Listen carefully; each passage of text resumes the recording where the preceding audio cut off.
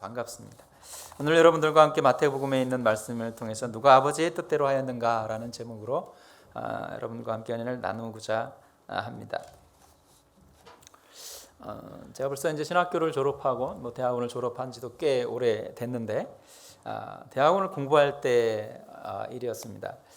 제가 이제 그 학교 침시는 제가 다닐 때만 해도 이제 주간에서 공부하는 학생들이 야간에도 공부할 수 있게 야간에 좀 이렇게 그 과목들을 좀 열어놨어요. 그래서 이제 직장을 다니면서 신학을 하는 사람들이나 아니면 교회 사역을 하면서 공부를 할 수 있는 사람들이 주간에도 공부하고 야간에도 공부할 수 있게끔 병행해서 이렇게 요일에 따라서 수강 신청을 할 수 있게끔 좀 열어놔서 좀 좋은 조건에서 공부를 할 수가 있었는데, 어쨌든 이렇게 좀 대학원을 늦게 공부를 하다 보니까 한참 후배가 이렇게 같이 공부를 하게 되는 경우도 생기고, 또 저보다도 더 나이가 많으신 선배들하고도 이렇게 공부를 하는 그런 이제 뒤섞여서 이렇게 수업을 이제 듣게 됩니다. 제가 어느 과목인지는 정확하게 기억하지를 못하겠는데 제 뒤에 아주 낯익은, 저도 공부를 열심히 하지 않아서 좀 뒤편에 앉았어요. 근데도 나보다 뒤에 앉아 있는 어제 좀 다시 많이 익은 학생이 얌전하게 수업을 듣고 있었습니다. 처음에는 잘 몰랐는데 어쨌든 학기 내내 맨날 그 수업을 들어갈 때마다 좀 대화를 한번 해봐야지 하면서도 한 번도 대화를 하지 못하고 이제 이렇게 그 학기를 끝낸 적이 있는데, 분명히 아는 사람은 분명했습니다. 이제 그래서 이제 기억을 더듬어서 결국 누구인지 좀 밝혀냈는데, 그가 누구냐면 제가 다니던 교회의 목사님의 아들이었는데 기억을 못했던 거예요. 그 친구가 같은 수업을 들었어요. 제가 신학교 1학년 때 아마 그 친구를 만났고, 그 친구는 중학생이었던지 고등학교 1학년 정도 됐을 그 정도의 나이였는데, 어쨌든 그 친구가 신학을 하고 이제 대학원에서 공부를 하고 있었던 거죠. 제가 이 교회를 처음 갔을 때 이제 학생부 수련회가 있었어요. 그래서 그 수련회를 좀 맡아서 이제 기획을 하고 수련회 프로그램을 만들고 이제 아이들을 그 수련회 장소로 데리고 가서 이제 수련회를 이제 2박 3일 동안 이제 하게 되었는데, 참 이게 난감한 일이 이제 벌어지는 겁니다. 꼭 수련회 가면 꼭 말 안 듣는 친구들 있잖아요. 그죠? 우리 교회 말 잘 안 듣는 친구 솔직하게 고백해 보세요. 아무도 없어요. 그죠? 우리 교회는 다 말 잘 들어요. 근데 정말 말 안 듣는 친구가 한 명 있었어요. 그 친구가 바로 그 친구예요. 내 뒤에서 공부하고 있던. 근데 저 목사님 아들이기도 하고 하다 보니까 이제 다들 이렇게 좀 쉬쉬하는 거죠. 좀 함부로 건드려서는 안 될 어떤 그런 보이지 않는 그런 모습들이 있는 것 같아요. 저도 이제 자녀들이 있기 때문에 이제 모르겠습니다. 우리 아이들이 말을 잘 안 듣는데 담임 목사만 모르는지 아마 그럴 수 있을 거예요. 그죠? 목사님 자녀들도 더한데 이렇게 얘기하면 오늘 은혜가 안 돼요. 어쨌든 제 3자가 보면 말을 안 듣는 아이들일지 모르는데, 그 당시 이 남학생은 모든 사람이 짜증을 낼 수 있는 그런 학생이었어요. 정말 짜증이 나고 함께 어떤 프로그램을 진행할 수 없을 정도로 말꼬리를 잡고 이렇게 떠들고 집중이 안 되는 그런 친구였습니다. 그런데 아무도 그를 말리는 사람이 없었어요. 저는 이제 그 교회를 간 지 얼마 안 됐고 하다 보니까 이제 좀 또 신학교 1학년 때였으니까 혈기가 넘치잖아요. 복음 들고 어디든지 가리라, 죽으면 죽으리라, 이런 신앙을 가지고 이제 사역을 하지 않습니까? 그죠? 전사님도 그랬죠? 어쨌든 상당히 좀 혈기가 있었어요. 그래서 이 버릇없는 이 학생을 어떻게 했을까요? 이제 밖으로 데리고 나갔죠. 밖으로 데리고 나가서 이제 어떻게 했어요? 벌을 줬습니다. 남자들끼리 벌 주는 게 제일 처음에 뭐예요? 이제 엎드려 뻗쳐. 이제 그죠? 엎드려 뻗쳐죠. 이게 딱 이제 주먹 쥐고 이제 엎드려 뻗치게 했어요. 그래도 장난을 치는 거야. 머리박고 이제 여기까지 왔습니다. 이제 요즘 이렇게 하면 어떻게 됩니까? 이제 쫓겨나죠. 부모님 항의 들어오고 난리 납니다. 난리 납니다. 그때는 이제 교육이란 몇 명 하에 좀 허락이 되는 어떤 그런 상황들이었습니다. 군대도 아닌데 교회에서 어떻게 그럴 수 있어요? 저는 그랬어요. 어쨌든 그렇게 밖에서 벌을 주고 있는데 참 난감한 순간이 온 거예요. 왜냐하면 담임 목사가 오셨어요. 자기 아들이 벌을 받고 있는데 담임 목사님이 딱 오신 겁니다. 그래서 이제 수련회장을 이제 격려차 방문을 했는데 마음의 상처를 막 받고 이제 돌아가신 거죠. 참 난감했습니다.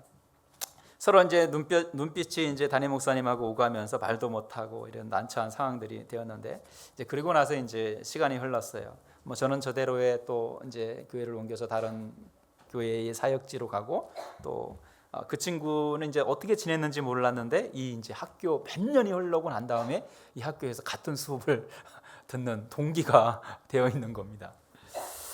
아마도 서로 아는 채 했으면 참 무한했을 겁니다. 아마 서로 모른 채 한 게 상당히 다행이다, 뭐 이런 생각도 좀 들기도 합니다. 어쨌든 이 과목을 둘은 잘 이수를 했어요.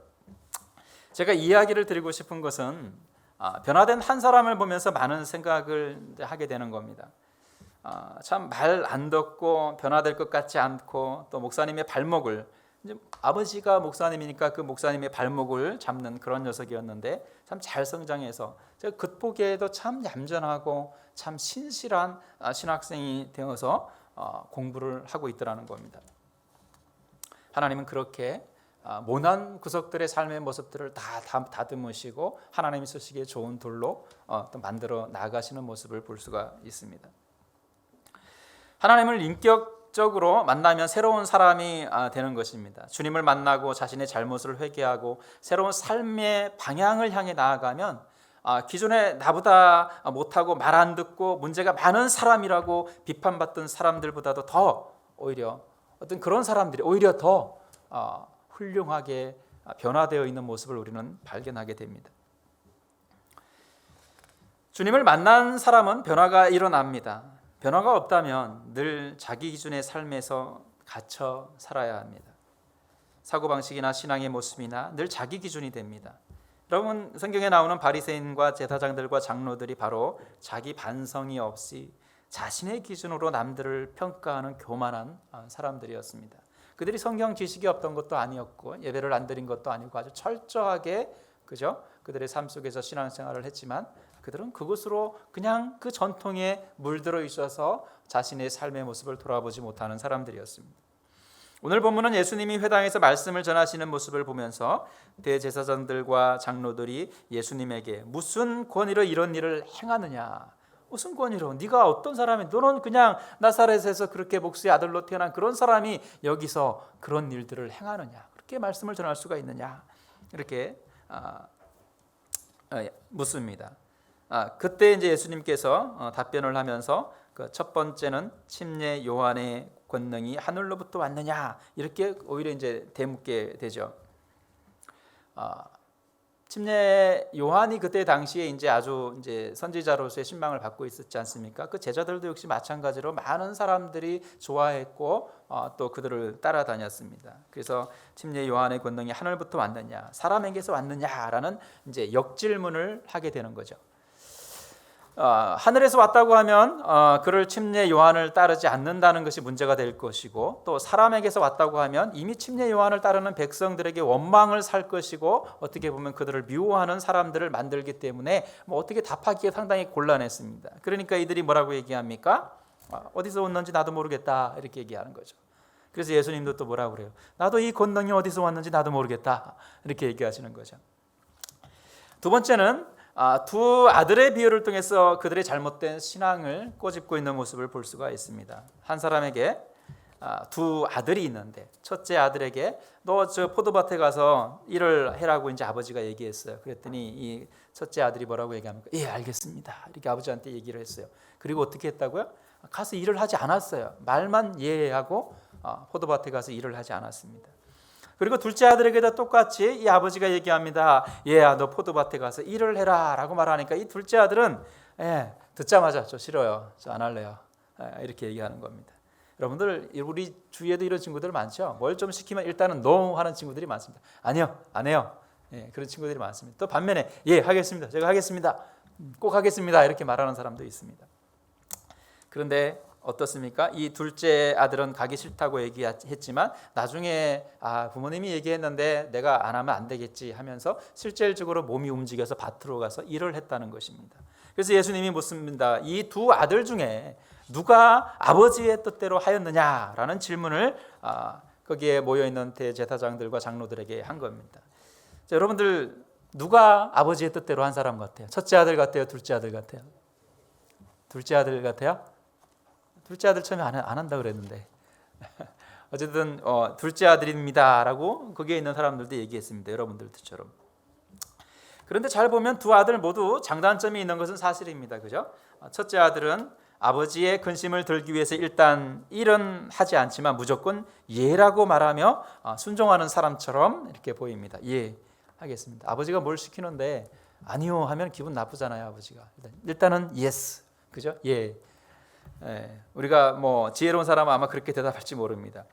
어른이 부탁하는데 둘째 아들처럼 아니요라고 말하면 바로 기분이 나쁠 것입니다. 보통 일반적인 사람들이라면 예라고 말하지 그냥 노라고 말하지 않습니다. 그죠? 다음에 못한다고 이야기하더라도 지금 당장은 예라고 말하는 것이 사람들의 우리 기본적인 생각이지 않습니까? 그런데 이 첫째 아들은 당장의 위기를 모면하기 위해서 거짓말을 하고 실제로는 일터로 나가지 않았습니다. 둘째 아들은 아버지의 부탁에 아니오라고 말합니다. 언뜻 보기에는 부정적이고 버릇이 없는 사람처럼 보입니다. 그런데 이 둘째는 바로 이 사실을 깨닫고 이를 바로잡습니다. 내가 아버지한테 안 한다고 얘기했는데 이것이 잘못됐구나 하면서 다시 포도밭으로 가서 일을 하게 되는 거죠. 예수님은 이 두 아들을 비유로 들면서 그 첫째 아들이 바로 대제사장들과 장로들과 같은 사람이라고 말합니다. 31절에 보시면 하반절에 보면 이렇게 말합니다. 진실로 너희에게 이르노니 세리들과 장녀들이 너희보다 먼저 하나님의 나라에 들어가리라 이렇게 말합니다. 여러분, 제사장 직분을 가지고 있고 장로의 직분을 가지고 있다면 그들은 그런 신분이 믿음이 좋은 사람이라고 착각하고 있는 그런 사람들이었을 수 있습니다.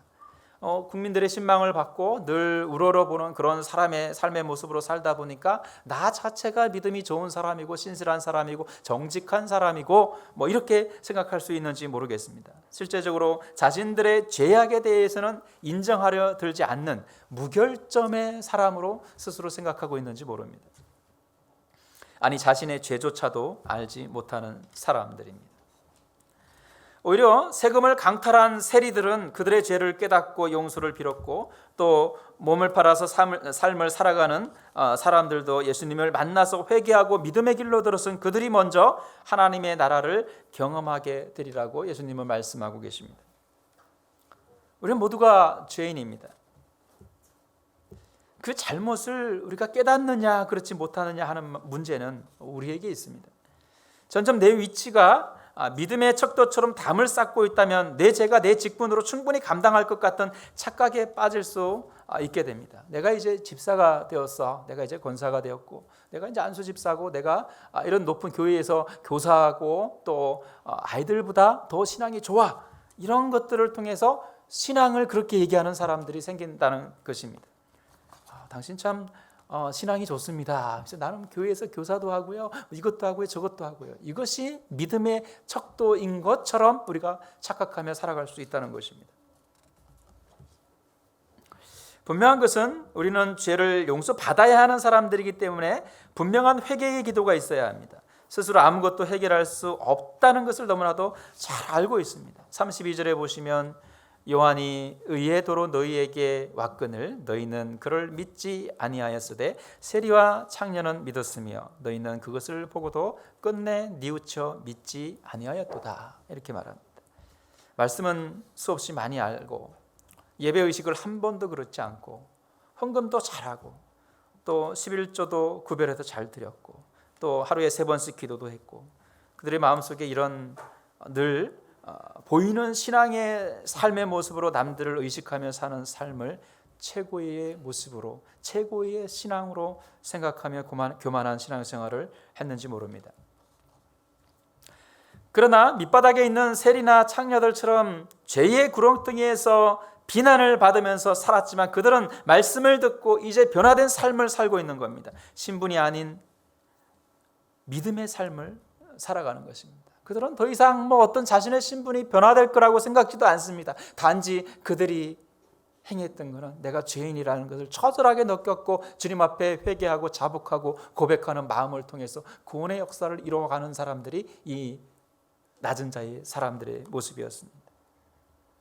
아버지의 뜻을 따르는 사람은 어떤 사람들입니까? 주님은 이 땅에 우리의 죄를 사해 주시려 이 땅에 오셨습니다. 구원시켜 주러 오셨습니다. 그렇다면 우리가 우리의 죄를 자복하는 자들이 되어야 되지 않습니까? 아버지의 뜻에 합당한 사람은 우리의 죄를 자복하고 주님을 전적으로 믿고 의지하는 삶의 모습을 살아가는 사람들이어야 합니다. 지식으로 알고 머물러 있는 사람이 아니라 마음으로 믿어서 깨닫고 행동하는 사람들이 되어야 합니다. 예라고 말하고 실행에 옮기지 않는 사람들을 요즘에 사업적인 모습으로 이렇게 바라본다면 어떻습니까? 말은 잘합니다. 뭔가가 이루어질 것 같아요. 다 될 것 같아요. 그러면서 그들의 그 말에 현혹되어서 어떻게 돼요?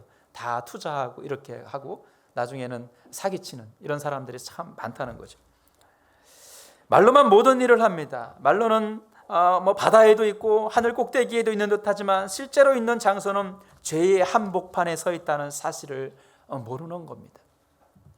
우리는 죄의 삶 속에 있습니다. 그곳에서 벗어나기 위해서는 우리의 죄를 자복하고 주님 앞에 용서함 받는 길밖에 없다는 겁니다.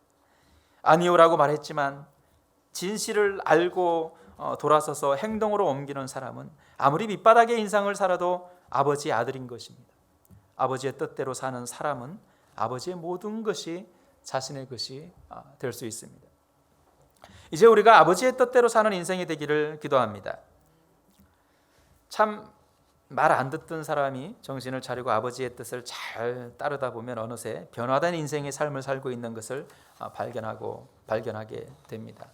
여러분, 아까 제가 서두에 제 이야기를 얘기했듯이 그 친구 역시 그런 삶의 모습들을 통해서 하나님 앞에 얼마나 처절하게 기도하고 그 사명을 감당하기 위해서 신학교를 들어가기까지 어떤 분명한 계기가 있었을 것입니다. 어쩌면 변화된 자신의 모습을 자신은 잘 모를지 모릅니다. 참 변하지 않을 것 같던 사람들이 완전히 변하는 모습을 보면서 하나님의 살아계심을 우리가 느낄 때 상당히 아름다운 모습으로 보여집니다. 우리 인생이 아버지의 뜻대로 살면 이젠 구원의 구렁텅이에서 헤엄치지 않아도 됩니다. 아버지의 아들로, 하나님의 아들로 살아가는 특권을 누리며 살아가는 변화된 사람이 여러분이 되시기를 바랍니다. 여러분, 코로나로 인해서 코로나 뒤에 숨어서 우리의 신앙이 점점 흔들리면서 뒤로 물러서지 않기를 바랍니다.